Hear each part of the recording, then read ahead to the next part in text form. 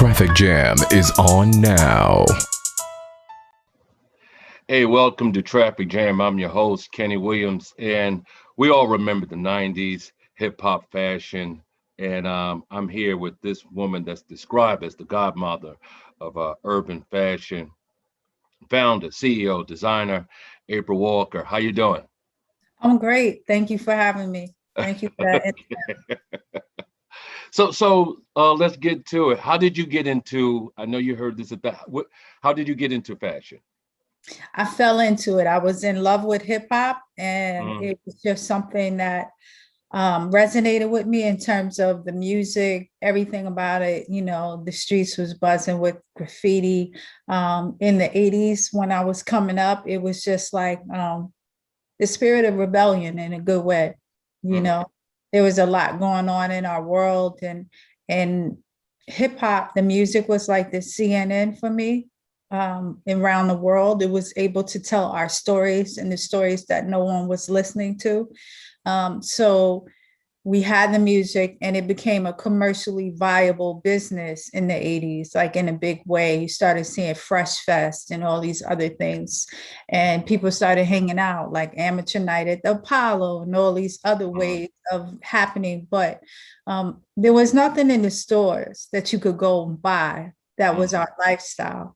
So that resonated with me, and we found ourselves manipulating clothing that we were buying, and like buying them oversized or painting on our jeans and blinging stuff out, bleaching them and all these things. But we couldn't buy that. So we started creating it, and it literally came from the creation phase to figuring out why we have something here, and our tribe confirmed it. And from that, that's how I started my first shop called Fashion in Effect in Brooklyn. It was at 212 Green Avenue. And I was a junior in college when I started that. Wow. Okay. Okay. You're watching the traffic jam. What keeps you? What motivates you to not quit to succeed with this? I think it's in my DNA. You know, I think success is like a butterfly. So if you're looking for an arrival point, you know, you'll be disappointed, because it's like every stage is a different stage. You know, you arrive on one step and then you realize you want to get here. And it's you think you have it figured out, but as you start, and as you start on your journey at different parts in the journey, you see, oh, maybe I'm going to go this way and I like this. So for me, it's like, I think in my DNA, I think I'm a creator, a maker, and a creator. I like the art of deals. I like the art of putting things together and watching them grow. And I like seeing something that we take from here and then bringing it to life. So that's what keeps me going. And now being able to collaborate with other people that think the same way is really exciting. And also, hip hop is such a huge global, I want to say, village, Hmm. that is so many people around the world, that, you know, we're stronger together. So it's such a culture now Yeah. that, you know, that itself is a lot to be inspired by. Okay. So I know, like, you worked with so many different artists, from Tupac, the late Aaliyah, Biggie, Jay Z. What was there one artist that became like the face of Walkaware? Not say one, but there were a few artists that were like, people would say like, oh, is it their company or their company? I remember Tretch from Naughty by Nature. He was definitely, I used to style Naughty. I had a styling division too. So Okay. besides Walkaware, we had a styling division. So we got to style a lot of these artists, and Naughty by Nature was one of our clients. But Tretch particularly, we would put him in this mechanic suit that he would Okay. wear all the time, and we Uh, created that with him. And then Run DMC, Jam Master Jay. God bless the gone, you know, the great Jam Master Jay, but he was a big supporter and he wore it all the time. So okay. people thought it was his company. Um, Tupac, you know, Biggie, like those were like really diehard staples. And then there were just a lot of other supporters along the way. So being a woman, what is sexism like in the fashion industry? Oh, sexism has so many different faces in the fashion industry. You know, I'm dealing with sexism now, I feel like, and it was brought on from creative looting. We have a classic design. It's called the WWXXL Athletics, and you can see everyone from Mike Tyson to Jay-Z to now up to date, like people wearing it today. And I saw that Off-White did a stadium jacket with very like the WWs are too close for comfort, and it like to the point where a lot of consumers have been coming and DMing me or coming on my page and asking, am I selling the varsity jacket? Where am I selling it? You know, Okay. well, you know, that brought up creative looting, which I brought to the attention. And I noticed the noise was different than it was when it happened to Dapper Dan or when it happened to like Tyson Perez or many people. Because let's be clear, the creative looting is a big problem, period, in fashion and probably a lot of other industries, but particularly in fashion. It's got to stop. The laws need to change. You know, there's no real copyright protection for us in terms of design, but in terms of the support, I saw the difference being a woman and not having that same like outrage for someone that's revered in the culture. Okay. You know what I mean? So I could see it from that. And it brought back like almost PTSD memories of like being in this fashion industry for so long and not having the support. And support or lack of support looks like being invisible. If you can imagine that. And it as a Black person, you can't imagine it. You know what I mean? Being ignored, being the resources aren't available and the opportunities in the same way. These are things I've encountered along the way. You have to push through, just like being Black in America, so to speak. But now you put being a woman on it. You know, once women are liberated, we're all good. Hey, what's up? It's your girl, Ida Rodriguez at Funny Ida, and you are watching Traffic Jam. Let's go. What women were influential to you in your life? My mom, I'll start there. My mom was super strong. She was just the anchor for us. My great grandmother, like she really created the blueprint for us. You think about Soul Food, that movie, that was my great grandmother, you know, house where everybody went and everybody, and like she made everything look effortless. And from that, I think it created a good blueprint for us of what strength looked like, because we have a lot more than they did, you know, when they came up, and she did a lot. But in terms of other people, I mean, everybody from like Angela Davis to Frida Kahlo to so Maya Angelou, you know, there's so many women that have influenced me along the way. Okay, so I'm gonna name a few names, and you just let me know first thing that comes to mind. Willie Smith. Pioneer. Okay. Diaper Dan. Inspiration. Okay. Biggie Smalls. The bomb. Brooklyn's Brooklyn's finest. Legend, icon, you know, one of the best that ever did it. Okay, so my next question is gonna be a little cheat, but this is still following. I got a few. Carl Kanai. Friend. Did y'all come up in the, and of course in the same thing? And what was great is like to stay in that same lane, or like in your own lane. Okay. Tupac. There'll never be another. Okay. Serena Williams. Strength. Okay. You're watching The Traffic Jam. Always got a top 5 or Fab 5. What is your top 5 hip hop artists? Oh, I won't be able to answer that. I really won't. Like that is so hard. I don't like that question because there's just too many good ones. But I'll give you today's top 5 because they changed because I rotate in my, Tupac and Biggie are up there. Mhm.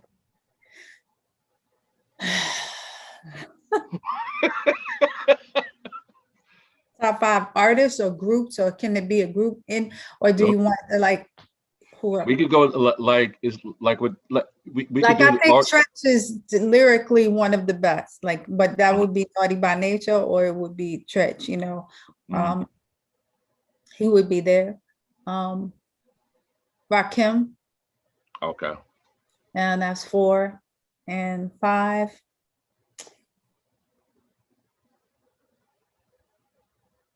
Let's go with you said top 5 artists. I'm gonna throw.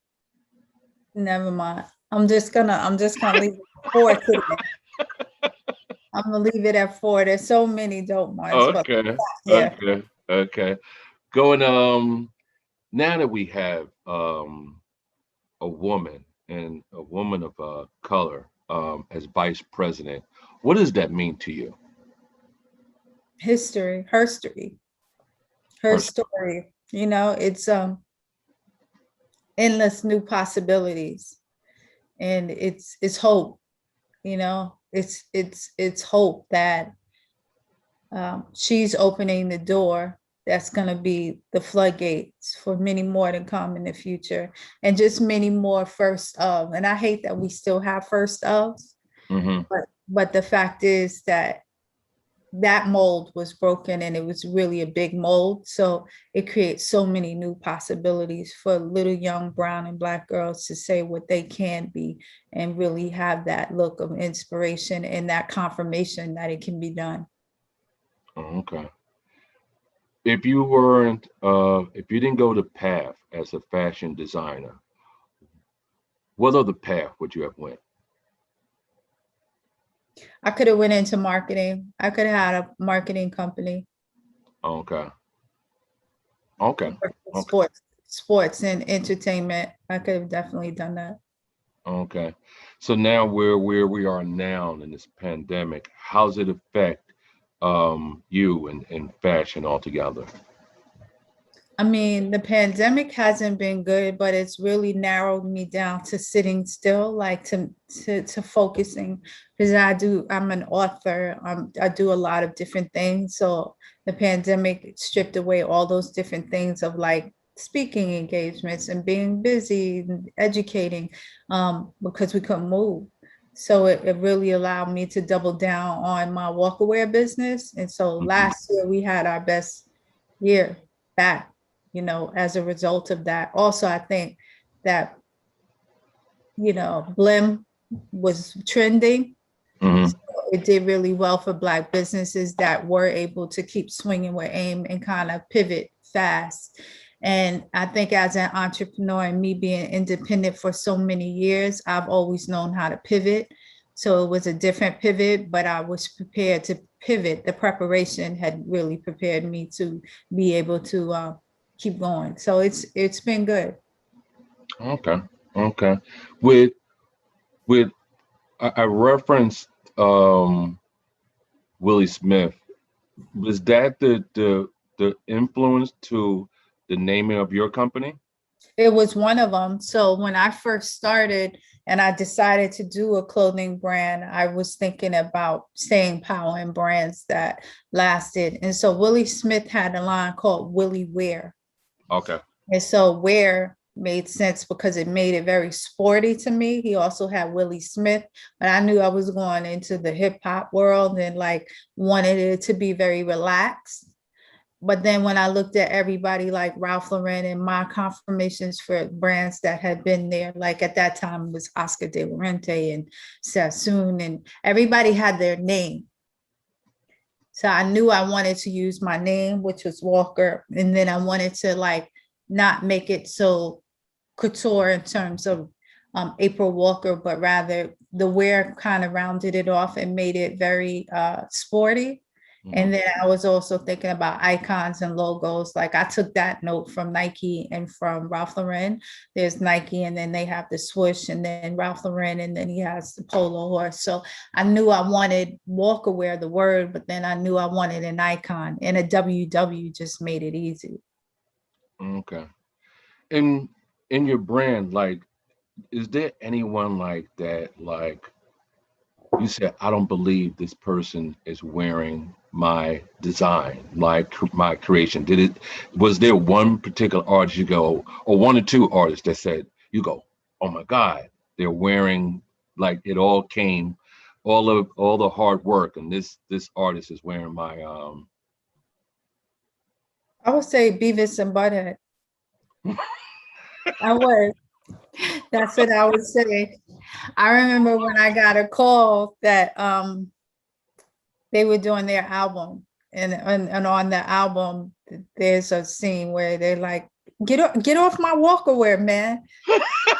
And that was at the height. Imagine like the Simpsons, like, but that was then, and it was just like, wow, like that was a surreal moment, So I would say that probably would be like a really, really big product placement moment. But there were so many, like sitting in the ring in Vegas and seeing Mike Tyson come into the ring and wear Walker wear. That was another one. I was the first designer to grace a heavyweight ring, in fashion, and that was huge for me. So there were just many moments. Oh, okay. So so outside of like Beavis and Butthead, like when you went to events and you looked up and there was an artist or celebrity that was coming down a runway, which one like came out and you said, oh my God, this person is wearing my brand? I don't know if I had that, because I always had I was tipped ahead of time, like, because we worked with a lot of artists, so they would call us and ask us to either bring something, or they had something coming up, so I had advance warning, so it took away from the surprise element, you know what I mean? And I know it was somewhere where I was just like, oh, I saw people with it on that I didn't know. I remember the first time I was in the street and I saw someone walking down the street. We were in the stores, and we got in a lot of doors nationally, but I never saw anyone wearing it.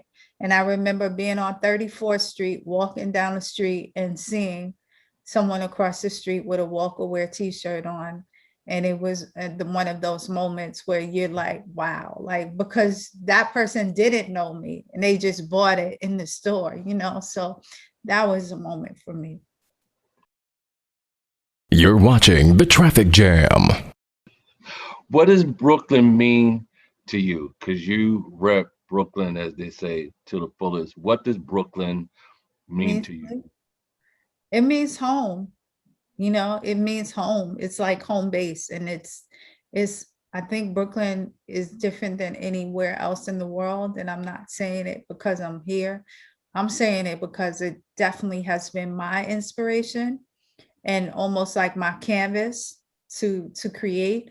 A lot of my inspiration has come, in every decade, Brooklyn has changed for me. So I've watched it like transform constantly, and it's still transforming. So for me, it's bigger than some states even. Brooklyn is big. People don't even know how big it is, but it's a melting pot of a lot of different kind of people. Though lately it's gone from being coffee like strong coffee to vanilla latte. So it's changing, but it still has a lot of diversity. Like I love the fact that I'm not far from the parks, both parks, Fort Greene Park and Prospect Park, and I can be with nature. I'm a big nature person, but then I'm right near there's so many I'm a foodie, so all the best restaurants, and I'm down the block from BAM. So, it has culture, it has everything you need. And if you think about a lot of the great artists, they're from Brooklyn, so Brooklyn, we got it going on. Oh yeah. So it's still Walker wear is still like, because the way hip hop is just so longevity, Where can people purchase your clothing?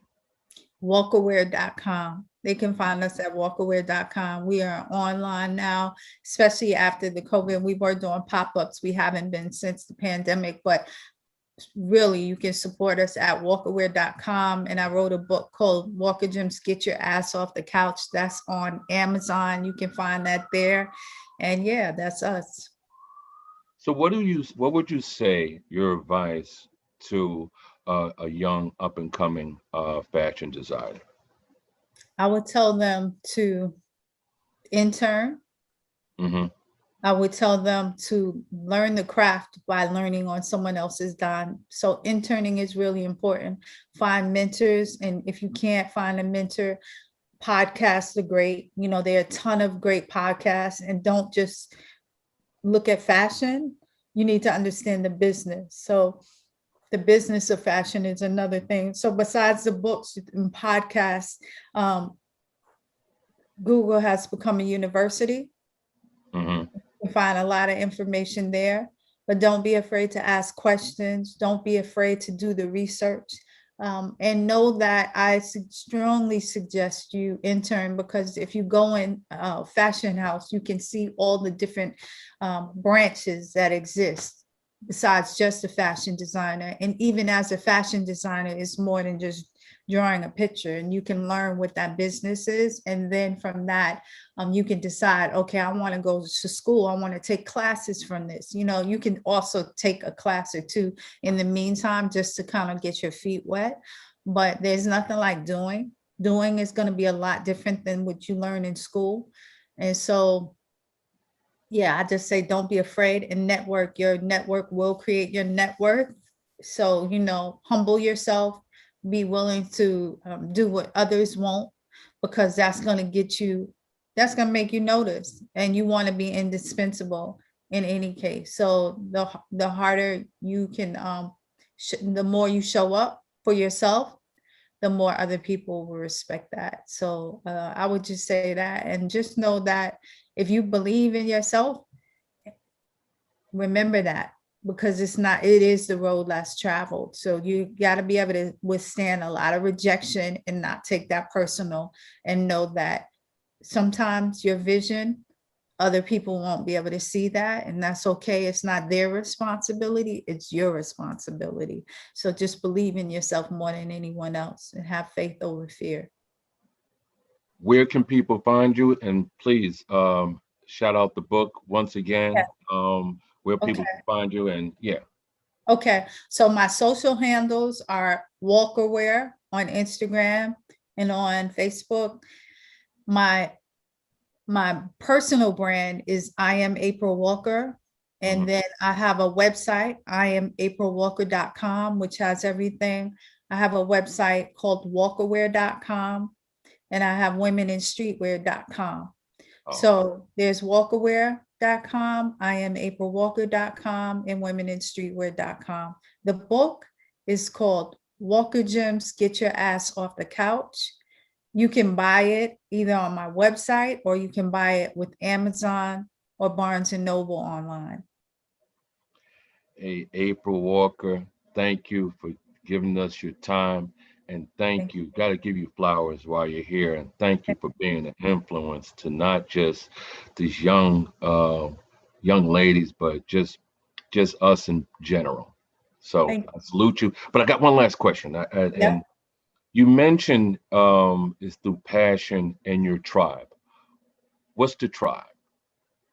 Your tribe is your vibe. Like you attract energy, feeds energy. So your tribe are your members, people that are to me like minds, you know.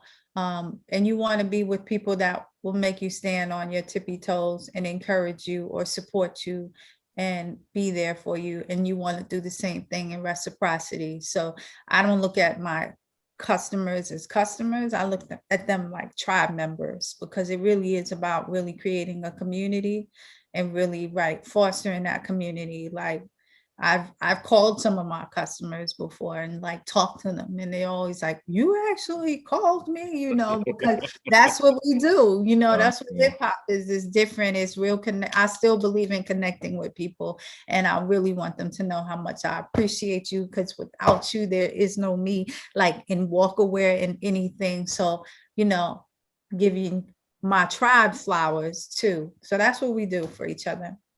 Okay. Hey, once again, thank you for stopping by Traffic Jam. Hey, I've been your host, Kenny Williams. One more time, April Walker. Thank you. Yeah. Okay, so now we're gonna do an exercise that is going to target more so that rectus abdominis, your lower ab muscles, but we are also still gonna work that transversus abdominis by requiring you to have that really good solid positioning with the lower back flat against the mat. So we're gonna do leg lifts. So you're gonna lay down. Now you have a few options in this position. If you are a novice, I would definitely recommend you place the hands, let's get over, the hands underneath the butt. If you are more of a pro, have the arms out in front of you. I'm gonna do the novice way just because I'm not trying to be a hero. But when you're up here, again, make sure that the lower back is in contact with the mat, same as with our dead bugs. And you're gonna lower the legs down as low as you feel comfortable without allowing your rib cage to pop off or your lower back to pop off the mat, and that doesn't cause any low back pain. So you're gonna come down and up. Now, make sure that your shoulders aren't doing this and you're not like holding your breath and being tense. You wanna relax in your upper body as you drop the legs down and then bring it back up with as much control as possible. If you need to do one leg at a time as a modification, you can. If you can't keep your legs super straight and you feel comfortable doing more of like a heel tap with the knees bent, go ahead and do that as well. Okay, when you're done, I'm just gonna fold up. And those are your leg lifts.